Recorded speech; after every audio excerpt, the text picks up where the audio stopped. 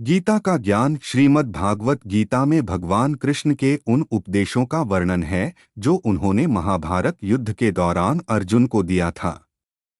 गीता में दिए उपदेश आज भी उतने ही प्रासंगिक हैं और मनुष्य को जीवन जीने की सही राह दिखाते हैं। माना जाता है कि गीता की बातों का अनुसरण करने से जीवन बदल जाता है और व्यक्ति को हर काम में सफलता मिलती है। आइए जानते हैं श्रीमद् भागवत गीता के उन अनमोल मंत्रों के बारे में जो हमें जीवन की कई अहम बातें बताते हैं। गीता की अहम बातें।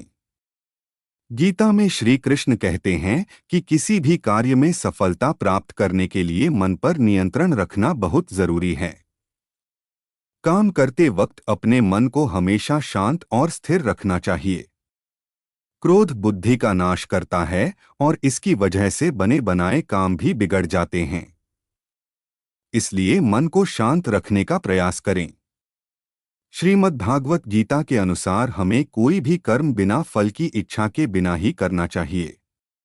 अगर किसी कार्य में सफलता प्राप्त करना चाहते हैं तो सिर्फ और सिर्फ अपने कर्मों पर ही केंद्रित करें। मन में कोई भी अन्य विचार आपको आपके लक्ष्य से भटका सकता है। गीता के अनुसार व्यक्ति को कभी भी अपने कर्मों पर संदेह नहीं करना चाहिए।